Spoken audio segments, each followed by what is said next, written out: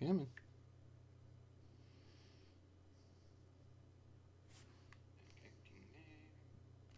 Okay. Good morning, everybody. Get rid of that window. I'm going to first of all apologize. My parents dropped by this past week and they were checking up on me, and while they were here, I drafted them into helping me rearrange some parts. Take a look at my office, help rearrange my office, and so thank you to them for putting up with me drafting them. But in the midst, I got sweaty. I put down my glasses. I don't remember where I put them down. One of those weekends, so I'm going to be squinting a bit more. I do apologize, but welcome to Monday. I got my favorite Monday mug. Really need a day between Saturday and Sunday. Ain't it the truth? That is good. Some days you just feel like a cup of coffee. All right, well, let's start as usual with our weather report. Oh, yes, and welcome to my office again. Last couple days we haven't done that, but all right.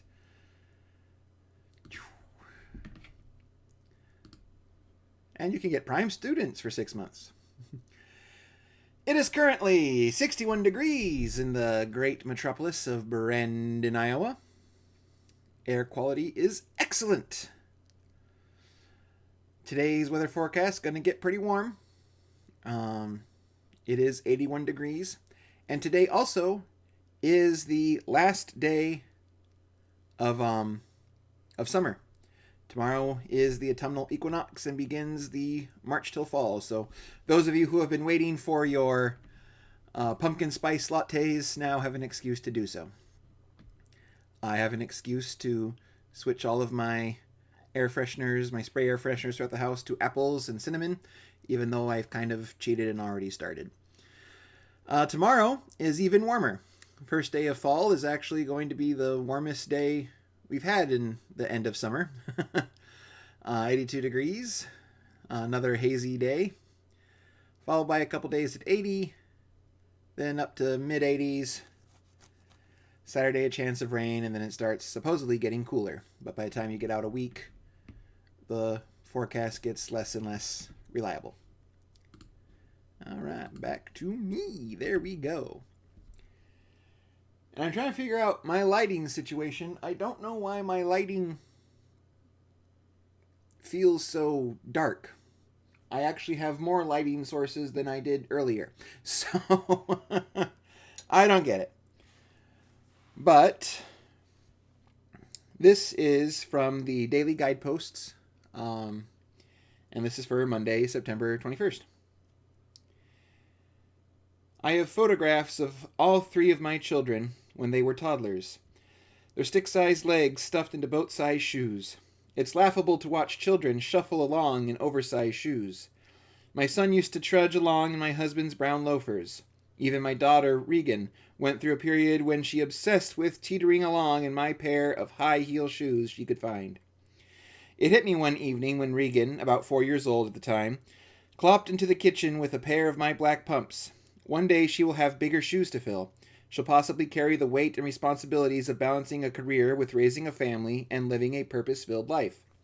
She'll have her own expectations, hopes, and prayers, even disappointments and trials. The thought has stayed with me, and I pray I've shown her how to walk with the Lord. She's a preteen now, wearing small heels of her own, growing up in front of our eyes, filling her shoes, and now I'm the one wondering if I can fill mine. Some tearful nights I cry out to God because I'm not sure if the shoes He's given me fit. Perhaps they were oversized in comparison to what I thought I could handle. Am I worthy? Do I have what it takes? Why does He trust me with this calling? Then God speaks to me, assuring me that I will grow into it. Growth takes time, so I'll continue to walk in the shoes He's given me for now, knowing that I'm not alone. When the journey seems too much to handle, I know He will carry me, and He'll carry you too. being confident of this very thing, that he who has begun a good work in you will complete it until the day of Jesus Christ. And that is from the letter to the Philippians, first chapter, verse 6.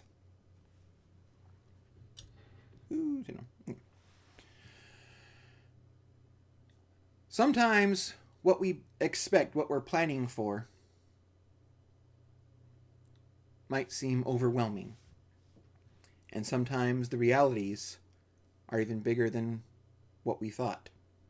While rearranging, I found something that I had to chuckle. Couldn't find my glasses, but I found this. I have found what I have concluded to be the single most worthless purchase I have ever made at an annual conference. And I made it last annual conference in June of 2019.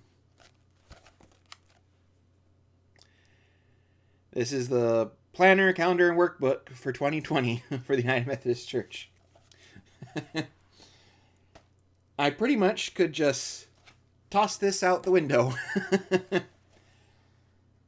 And during this unusual time, it can be easy to let the weight of the world make you wonder, are we good enough? I've seen a lot of people post that the virus is the retribution of God for the sins we have committed. And the problem with that kind of apocalyptic messaging is that it kind of says everyone deserves this, deserves to watch their family members die, deserves to watch their family members slowly stop breathing. And I don't think God would just unleash that upon the world as a means of justice, as a means of retribution. And when we start thinking like that, we start throwing up our arms and what can we do? And then we think we have these shoes that are too big to fill, and we don't even bother trying. And that becomes the problem when we just stop trying. Like the author of the devotional says, our shoes might be big, but growth takes time. Most of us, I will say 90% of the people who watch me, if not even higher, have had a first day at a job. And I say 90% because there might be some, kids who are watching with their parents. But we've all had that moment when you walk through the doors to wherever your job is, be it in an office building, be it in a retail environment, be it in a factory, what have you. When you walk through those doors to start your first day, to start your training. I remember when I first started working at Casey's way back in Ogden. Good old Ogden, Iowa. Right next to Boone. And I went to work at the Casey's there. Went into the... I was making pizzas, working in the kitchen. And what Casey's is supposed to do for training is they're supposed to have you kind of walk with someone for a day, then kind of half and have it for a day, and then be watched for a day. And then as more training is required just to kind of boost your experience. Well, I remember my training, and I had, a couple days, let's make some pizzas. And so my first day we were making some pizzas, and then about halfway through, okay, you make the pizzas, I'll catch them as they come through the oven and cut them up, but it's important for you to learn how to make the pizzas. And so we were learning how to make... So as I was learning to make the pizzas and, putting them together, what have you. Okay, and the next day we did the same thing. And then came my first day by myself. Now, ever since that day, I have told every employee I have ever trained to work in a Casey's kitchen, you will remember your first day by yourself. My first day by myself, I was about ready to pull my hair out. Because not only did I have to make the pizzas, I had to catch them. Because if you don't catch the pizzas, they're on a conveyor oven. They block the pizzas behind them, and you get some burnt pizzas. Not only that, you have to worry about keeping the warmer filled. You have to, it's, if you've ever, watched a plate spinner, that's kind of what it feels like. And then, of course, there is the undeniable joy that is the taco pizza. And my father, who worked at a Casey's, and myself, and almost any Casey's pizza employee can attest, the problem with a taco pizza, it's really easy to make on one end. But about one out of every, even the experienced cooks, one out of every maybe 30 pizzas that are a taco pizza, you'll forget to add those toppings, the lettuce, the tomato, the cheddar, and the chips. And of course, when you're your first day by yourself, that happens a lot.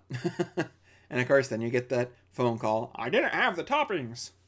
So you have to, well, can you come back? Well, a lot of people, especially in a small town Casey's, which most Casey's are a small town, they live out in the country, and they don't want to drive all the way back, so you have to take their name so that they get a free pizza next. But you feel completely unprepared. I kind of envision like when mother birds teach their babies how to fly. It's not so much a, now watch me, now, kind of, it's more of a, hey, you're going to learn to fly. Boom. And that's how it can feel in life. That's how it can feel when we're trying to walk in the ministry that God has called us. It feels like, well, I'm not ready. I don't, there's all these things that I'm not expecting. What if I send out a pizza that, a taco pizza that's not been topped? What if I say something wrong when I'm preaching? What if I, say something wrong when I'm trying to work with someone who's, in bereavement, who's mourning? What do I do? I resisted going into ministry for years. Well, are you sure you don't want to go? Are you sure you don't? Are you sure you don't? Are you sure you don't? And that voice in the back of my head just kept going and going. And I kept saying no. One of my main concerns was I didn't think that I had the social graces, the social skills to help people who were hurting. Someone, who's feeling that the world is too heavy. And I didn't think I had that ability. And I had to approach it differently. That I always thought that you had to offer some scripture and some wise words and poof, everything is better. And that I wouldn't know what the words were supposed to be.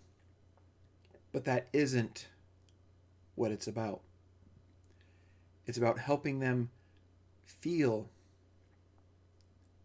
that God is still with them, even in their times of trial, even in their darkest moments, that God still cares. That Christ still holds them.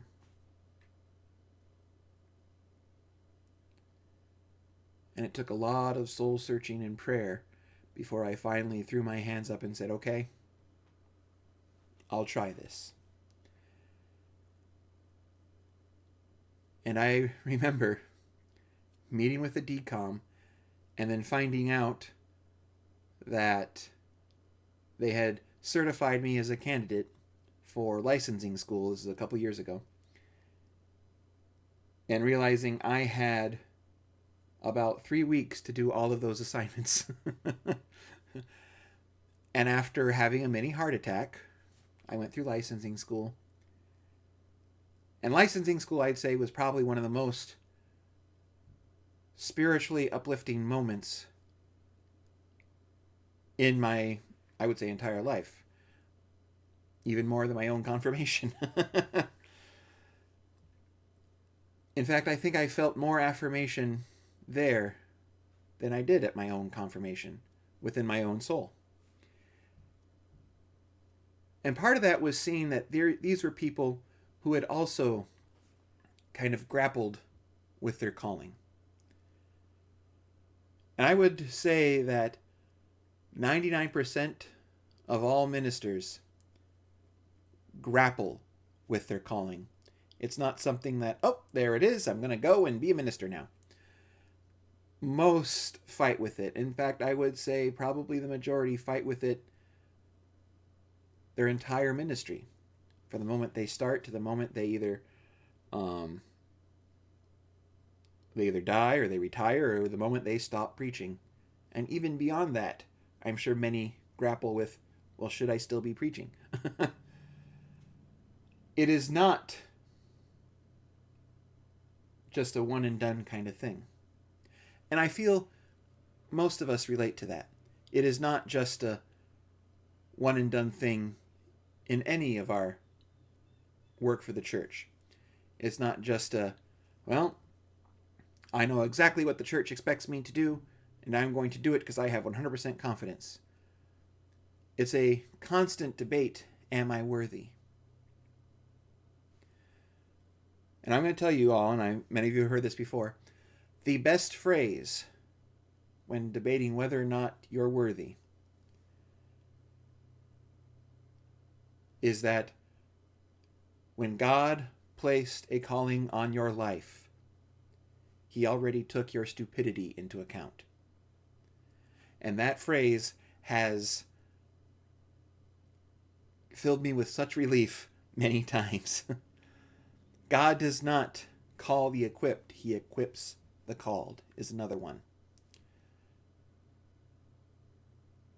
And you know what? You may be concerned, I'm not perfect, how can I do the work of the Lord? There is one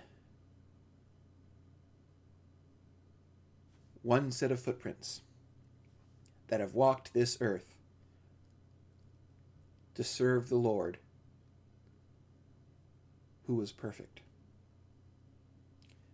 And if you're trying to compare yourself to Him, that's one you're never going to meet up to. But look at everyone else who has served.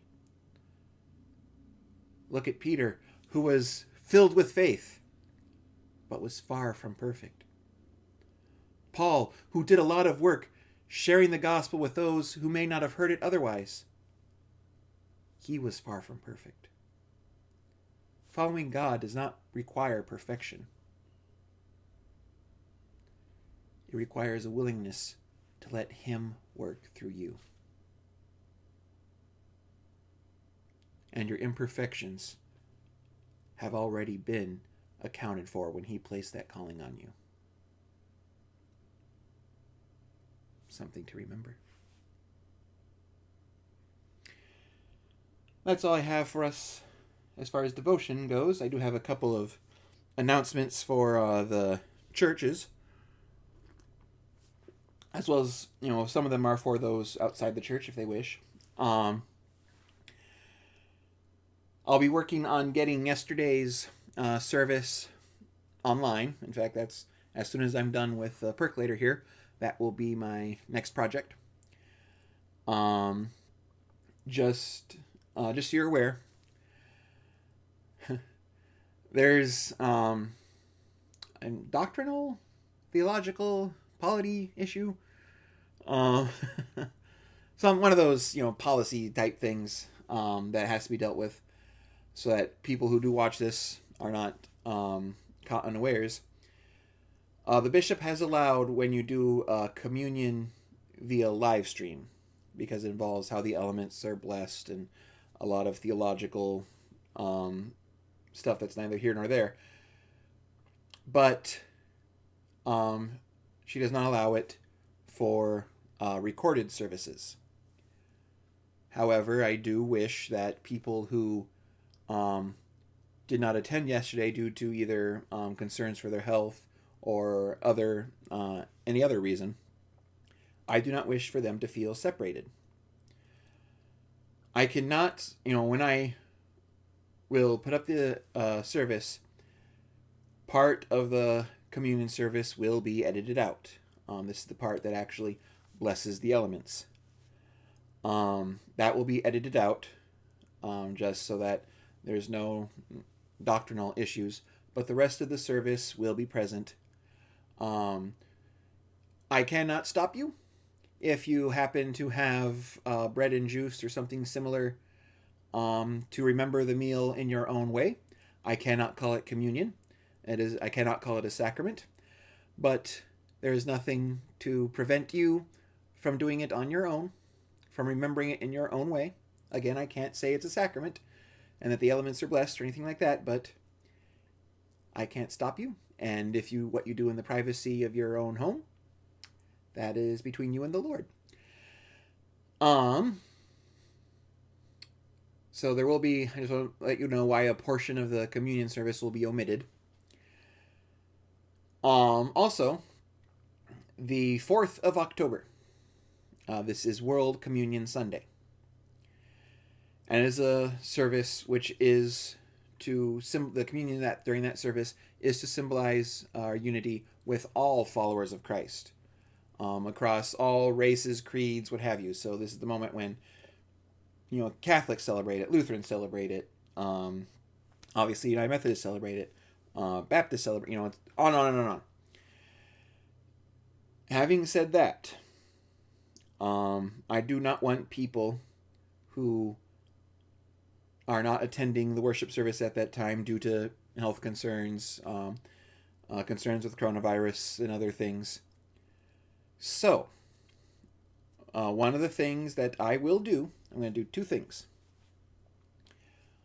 One, I am going to do a live stream communion service that Sunday at 2 p.m. So have your elements ready. 2 o'clock in the afternoon, you can have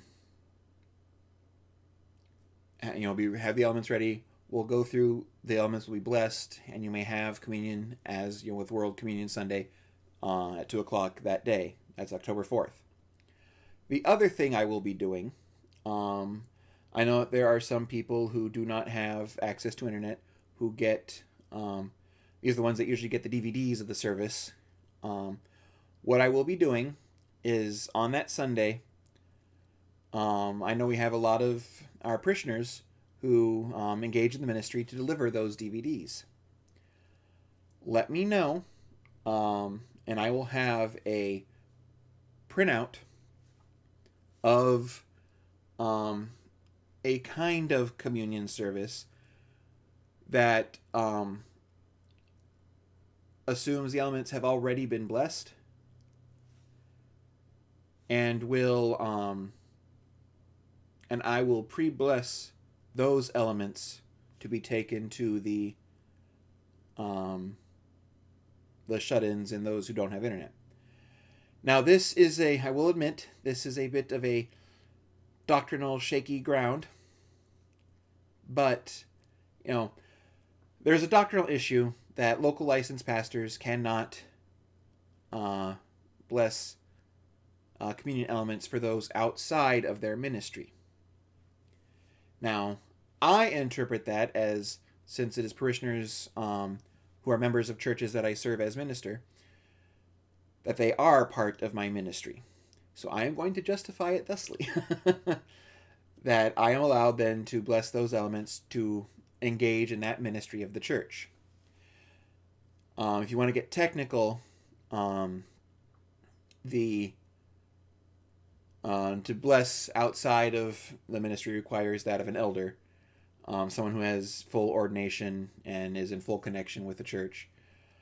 And I don't see myself ever pursuing that route because I really don't want to deal with seminary. That's way too expensive.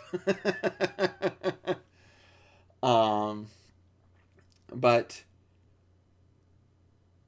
I will be let me know beforehand. I'll have printouts of a kind of communion service. The elements will be blessed then before they are distributed to um, the shut-ins and those who don't have internet that are still remaining at home, and they will also then be able to partake of the sacrament then that day. And I feel that is the best way, or at least I don't want to say best way, the way that is able to kind of bridge the gap as best we can during this time of viruses and all that joy. So that will be October 4th. That's World Communion Sunday, and those will be the avenues that I take to try and to serve as best as I can serve within the all remaining within discipline. If you have any other requests or questions, do feel free to contact me. You all have my phone number, email, all that fun stuff. Otherwise, the only other announcement I can think of is I hope you all put your orders in for the Brandon UMW dinner that is this Saturday. For the carryout is this Saturday.